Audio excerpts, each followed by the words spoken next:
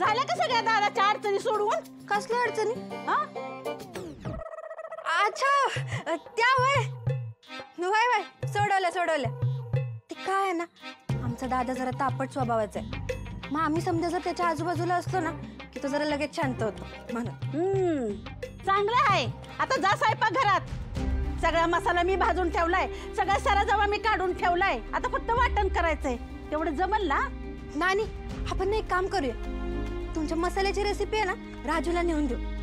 म्हणजे कसं आहे, तुम्ही एवढा भारी मसाला बनवता, तिला एकदा काय ह्यातलं गणित सापडलं ना की तिचं बी खप वाढेल. हा, आणि तुला चांगलं कारण मिळेल माहेराला जायचं. हा, हे बघ, मला कुणाला काही शिकवायची हौस नाही. जा मुकाट्याने स्वयंपाकाला लाग. नानी, मी नेहमी तुमच्याशी सरळ बोलते, तरी बी तुम्ही नेहमी माझ्या वाकड्यातच का शिरता? नेहमी मला माहेरी जाण्यावाचनं काही ना काहीतरी बोलत असतं. तुमचं काय घेऊन जात देऊ मी तिकडे? आणि इतर आईला बी माझ्याकडे काहीतरी कारण असायला हवं ना. नाही, तुम्हीच सांगा, तुम्ही कधीतरी मायेनं 4 शब्द बोलल्यात का माझ्याशी? घरात रोज एवढी कामं असतात ती समधी मी करते, आणि त्यात माहेरी जायचं असेल तर सगळं उरकूनच जाते.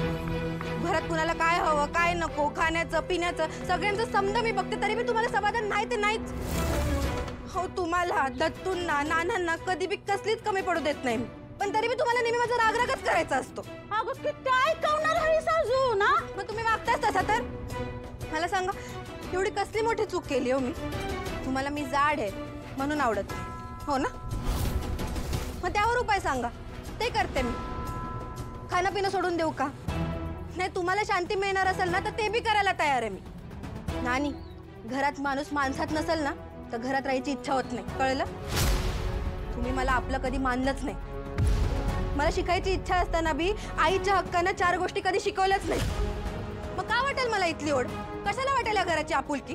सांगा ना.